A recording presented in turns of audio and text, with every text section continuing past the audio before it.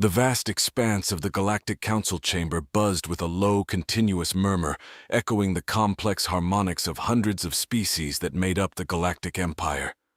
These beings, some covered in iridescent scales, others sporting multiple appendages or tendrils, were representatives of advanced civilizations spanning thousands of star systems.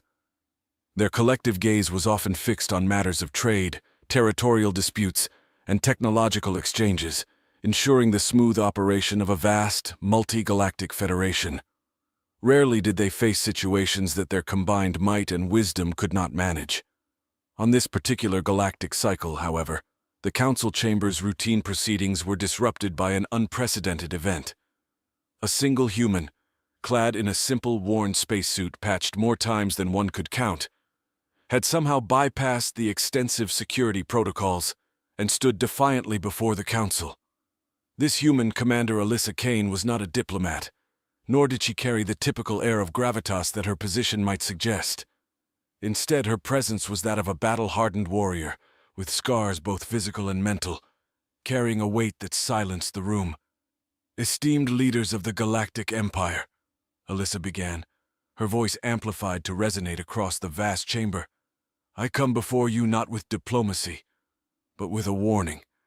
As the representative of the human coalition, I am authorized to speak on behalf of Earth and its colonies. For centuries, you have overlooked us, underestimated us, and disregarded our capabilities. Today, that changes." Her words hung heavily in the atmosphere, as a live translation feed allowed every member of the Council to absorb the full weight of her message in their native tongues. The various leaders shifted uneasily, their discomfort evident as they whispered among themselves. Humans were known to the Galactic Empire, but merely as a young peripheral species on the edge of the galactic frontier. Hardly a threat, hardly worth serious consideration. Alyssa continued, her gaze steely and unwavering. "We have watched as our worlds were encroached upon, our resources exploited, and our people taken for your experiments. We have reached out with requests for dialogue, for treaties, and for peace. All have been ignored. No more." She paused, allowing her words to permeate every corner of the room. Then her tone hardened. "Your worlds will burn. This is not a threat, but a promise. If the Galactic Empire does not cease its incursions and start treating humanity as equals, we will retaliate. We will not go quietly into the annihilation you seem to reserve for lesser species." A gasp rippled through the Council. The idea of a human threat was almost ludicrous, but there was something in Commander Kane's tone, a certain desperation mixed with undeniable resolve that could not be dismissed outright. "Our engineers have developed weapons that can pierce your shields. Our scientists have devised plagues that target non-human DNA, and our strategists have mapped out the vulnerabilities of your key worlds," Alyssa declared, revealing the depth of human ingenuity driven by survival. "Consider this our sole warning. Reconsider your stance on humanity. Engage with us as equals or face the consequences." As she finished her speech, Alyssa turned on her heel and left the chamber, her message delivered, leaving a wake of stunned silence. The representatives of the Galactic Empire were left to ponder the implications. Was this a bluff, a desperate ploy, or had humanity truly prepared to wage a war that could engulf the galaxy? In the high echelons of power, the threat would be analyzed, strategies would be devised, and decisions that could alter the course of galactic history would be made. But one thing was clear. Humanity had thrown down the gauntlet, and as news of Commander Kane's audacious threat reached the distant planet of Virelia, the serene atmosphere among its High Council was shattered.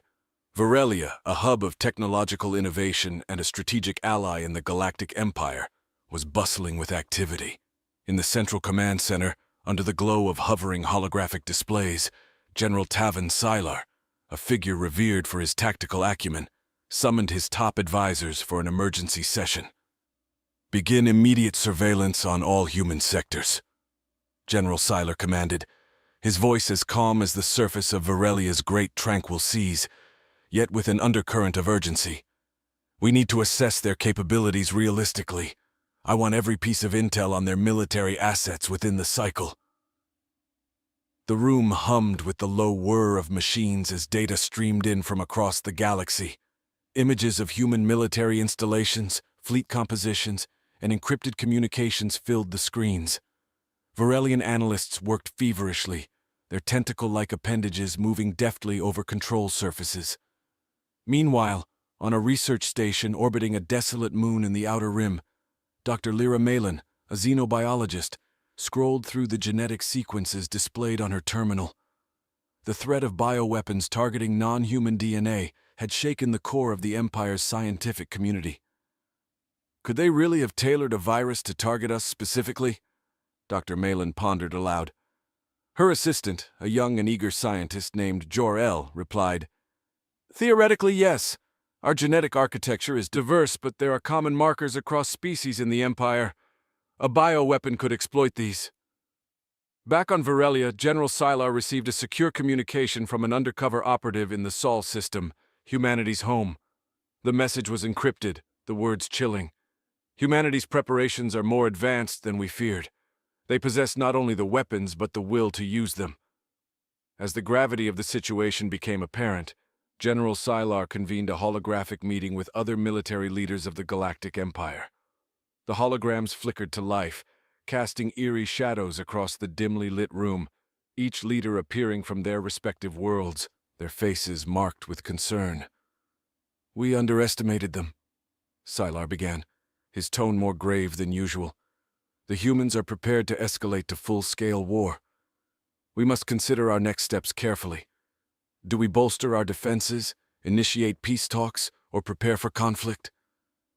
Across the virtual table, Admiral Yorick, a hardened veteran of numerous interstellar conflicts, leaned forward. Preparing for war might provoke them further, but if we do nothing, we risk appearing weak. Peace talks could be our best initial approach, but we must prepare for all eventualities. The leaders nodded in agreement, the decision heavy on their minds. War strategies were drawn, and diplomatic channels opened. The Galactic Empire was on high alert, the balance between peace and war hanging by a thread. In the shadows of these deliberations, secret pacts were formed, and alliances strengthened. The human threat had galvanized the Empire into action, but it also sowed seeds of distrust among its members. Some saw an opportunity in the chaos, a chance to advance their own agendas under the guise of unified defense. As the Empire braced for the uncertain, on Earth, Commander Kane watched the stars, aware of the storm her words had ignited. In the shadowed corridors of the Galactic Council's Intelligence Bureau, specialists scrambled to decode the latest transmissions intercepted from Earth. The atmosphere was charged with a mix of anxiety and adrenaline as analysts pieced together the potential scope of humanity's military capabilities. Their findings would determine the Empire's next move. On Earth, at the Human Coalition's command center, a different kind of preparation was underway. Commander Kane, alongside her chief strategist, Marcus Phoenix, reviewed the deployment of their newly developed stealth cruisers, designed to evade the sophisticated sensor arrays of the Empire's border patrols. We need these ships in position before they even realize we've moved past their first line of defense, Marcus stated, pointing at a holographic map dotted with strategic points along the border. Our advantage lies in our ability to strike quickly and retreat before they can mount a counteroffensive. Meanwhile, across the galaxy, Ambassador Threll, a seasoned diplomat of the Vuxtar species, landed on Earth under the flag of truce. His mission was delicate, to broker peace or at least stall for time as the Empire bolstered its defenses. The Earth's foreign ministry, a stark building with brutalist architecture, stood as the meeting point. Inside, negotiations began under high tension. Threll presented the Empire's proposal, which included cessation of hostilities, recognition of human sovereignty, and economic partnerships. The Galactic Empire wishes to avoid conflict, Threll conveyed, his voice smooth, designed to be calming. There's much we can achieve together, much more than in war. Commander Kane listened intently, her expression unreadable. She knew the offer was more out of fear and necessity than genuine respect. After a moment of silence, she replied, "We will consider your proposal, but know this, Ambassador. Any deception, and the consequences will be immediate and dire. As Threll departed, uncertain of the outcome, the scene shifted back to the Galactic Council, where a secret session was underway. Here, the real politics played out far from public eyes.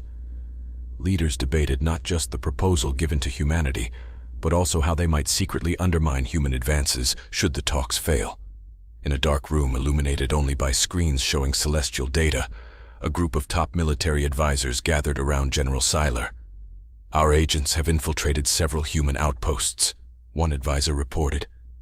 "We have their attack plans, and we can sabotage their communications when the time comes."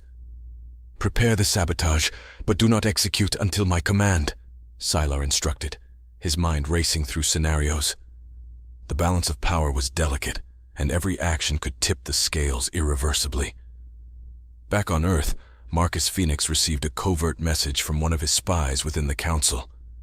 "They're planning a counterstrike disguised as a malfunction during our next big push," the message read. Marcus's jaw tightened as he forwarded the message to Commander Kane. The web of intrigue continued to thicken, with each side maneuvering both openly and in the shadows. Across the galaxy, fleets moved silently, their deadly cargo aimed at enemy worlds, waiting for the go or no-go orders. The universe held its breath, watching as two civilizations teetered on the brink of war, each waiting for the other to blink. In this high-stakes game of cosmic chess, every piece was critical, and every move was fraught with potential disaster. At the heart of Earth's Defense Command, the tension was palpable. Commander Kane stood before a massive digital display, observing the movements of both human and Empire forces. The silent blips on the screen represented a dance of potential destruction. Her communication link buzzed, signaling an incoming message from Marcus Phoenix, who was stationed on a cruiser hidden in the shadow of Jupiter's moons. "Commander, our stealth cruisers are in position, but we've detected an anomaly in Sector 47G. It looks like a hidden Empire fleet. Should we engage or pull back?" Marcus's voice was steady, but the underlying concern was clear. Kane weighed her options. "Hold position and monitor their movements. We cannot afford to strike without full certainty." Simultaneously, in a high-security meeting room on the capital ship of the Empire's Central Fleet, General Seiler reviewed reports of human fleet positions. The pieces were moving into place, yet each report brought more uncertainty. He turned to his advisors. "Ensure our fleets maintain cover. If the humans detect us prematurely, it could escalate into a conflict we're not prepared to manage yet." Elsewhere, Ambassador Threll returned to his ship, his mind racing with the day's discussions. The humans were cautious, their trust hard to gain. As his ship detached from the Earth station and began the journey back to Varelia, he transmitted his report. "The humans are considering the proposal, but their actions suggest they are prepared for either outcome. We must proceed with caution." Meanwhile, on a small, unassuming research outpost in the neutral zone, Dr. Lyra Malin had made a breakthrough. She had identified a potential flaw in the genetic weapon the humans might be developing. If we modify our filtration systems to recognize and neutralize these specific genetic markers, we could potentially render their bioweapons ineffective, she explained to her team. This information, critical to the Empire's defense, was immediately encrypted and sent to the highest levels of the military command. Upon receiving Dr. Malin's findings, General Seiler ordered the immediate implementation of these modifications across key worlds, a move that would secretly safeguard many lives. Back on Earth, Kane convened her top advisors after receiving the latest updates from her intelligence team. The Empire was clearly playing a dual game of diplomacy and military preparedness. "We must be ready to strike at a moment's notice," she asserted. "But let's not close the door on negotiations yet. We need to buy more time to ensure our defenses are impenetrable." As the Empire and humanity continued their clandestine preparations, smaller factions within the Empire saw an opportunity to assert their agendas. On the trading moon of Gelnar, leaders of various minor systems met in secret. "The humans have shown that the Empire is not as invincible as it seemed. This is our chance to push for greater autonomy," one leader whispered fervently. These undercurrents of rebellion added another layer of complexity to the already volatile situation.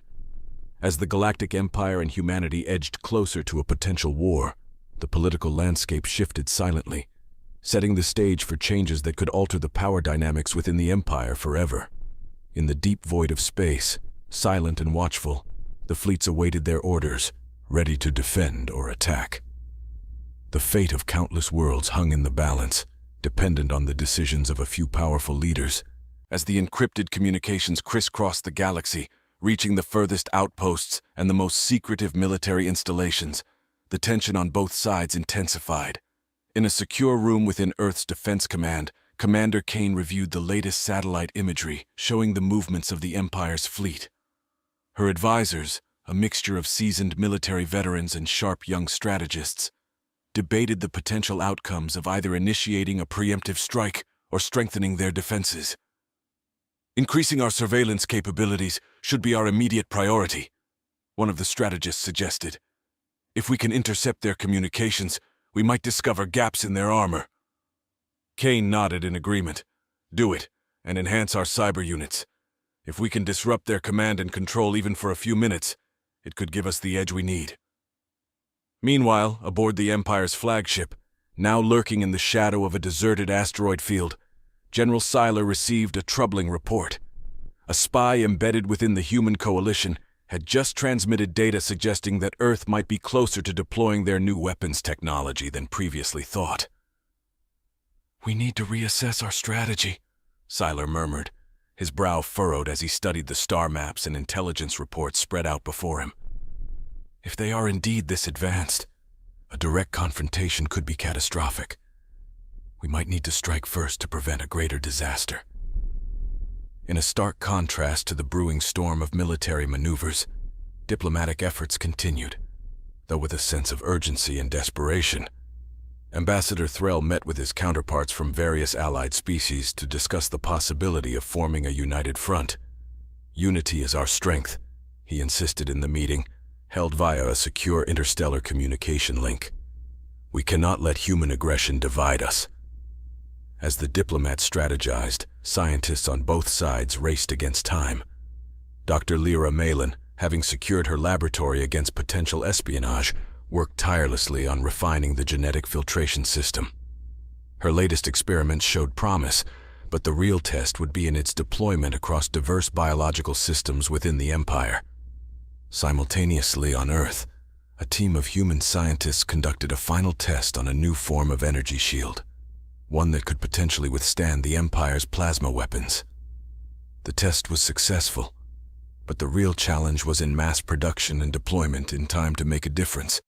The undercurrents of unrest and rebellion among the minor systems within the Empire began to surface more openly. On Gelner, a secret assembly of dissident leaders shared intelligence on the Empire's vulnerabilities. "We must be ready to act," one of them declared. "The Empire's preoccupation with Earth gives us an unprecedented opportunity to assert our independence." These movements did not go unnoticed. Empire intelligence operatives, ever vigilant, reported the brewing dissent to General Selar. "Keep them under surveillance," he ordered. "We cannot afford internal strife in the face of external threats. Prepare contingency plans to quell any uprising swiftly." As all these threads of military, diplomatic, scientific, and rebellious activities intertwined, the complex tapestry of galactic politics became even more fraught with potential triggers for conflict. Each leader, scientist, and strategist played their part, aware that their decisions could either prevent a catastrophic war or plunge their worlds into chaos. In the depths of space, the silence belied the frantic activities as the galaxy teetered on the brink, with every faction holding its breath, waiting for what the next moment might bring. In the strategic heart of Earth's Defense Command, the atmosphere was electric with anticipation and resolve. Commander Kane stood surrounded by her core team, their eyes fixed on the large screens displaying the real-time positions of both human and Empire forces. A decision loomed large over them, the weight of potential war pressing down like the gravity of a neutron star. "We're at the precipice," Kane declared, her voice firm, cutting through the tense air. "If we are to act, it must be now. Our intelligence suggests the Empire is hesitant, divided. This could be our only chance to negotiate from a position of strength." Back on the Empire's flagship, General Seiler convened an urgent meeting with his top commanders and advisors. The latest reports indicated a possible split among the Empire's allies, with several minor systems showing signs of unrest. "We must stabilize our ranks," he asserted. "An internal division could be more devastating than any external attack. Prepare to launch a show of force in the rebel sectors." Amid these military preparations, Ambassador Threll arrived on Earth for what might be the final round of negotiations. His shuttle landed under heavy escort, a stark symbol of the fraught relations between humanity and the Empire. He was met by a diplomatic contingent, their expressions guarded but courteous. In the negotiation room, Threll presented a revised proposal, one that promised more substantial concessions from the Empire, including technological partnerships and a mutual defense pact against external threats. "This is a genuine offer to forge a path to peace," Threll insisted, laying out the detailed terms on the table before Commander Kane. Kane reviewed the document, her mind racing through scenarios and potential traps. After a long pause, she looked up, meeting Threll's gaze. "And what of the human colonies currently under threat from Empire expansion? What guarantees do we have for their safety?" "We are prepared to withdraw our forces from those areas immediately," Threll replied, sensing the critical nature of this concession. "And we will include a non-aggression clause to protect them for generations." As these negotiations were underway, deep in the research facilities of the Empire, Dr. Lyra Malin made a critical breakthrough. She had developed a countermeasure to the human-designed bioweapon, a serum that could be distributed throughout the Empire. She transmitted her findings to General Sylar, who received the news with a mixture of relief and urgency. With this new security against biological threats, Sylar felt confident enough to support Threll's diplomatic efforts. He sent a secured message to the negotiation team. "Proceed with the peace proposal. Ensure it includes strong verification mechanisms. We must trust but verify every step of the way." The talks extended deep into the night, both sides painstakingly hashing out each detail, aware that the stakes could not be higher. Finally, as dawn broke over the skyline of Earth's capital, a tentative agreement was reached. The treaty was comprehensive, addressing points of contention and opening new avenues for cooperation. Commander Kane and Ambassador Threll signed the treaty with a sense of cautious optimism. As they shook hands, the news was broadcast across the galaxy, heralding a potential new era of peace and cooperation between humanity and the Galactic Empire. In the days that followed, fleets were recalled and forces stood down.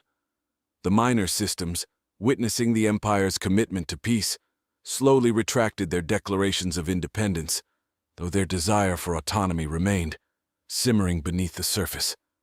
The galaxy, for now, breathed a sigh of relief. Conflict had been averted through a combination of diplomacy, strategic brinkmanship, and a shared realization that in the vast, star-filled cosmos, cooperation was the surest path to survival.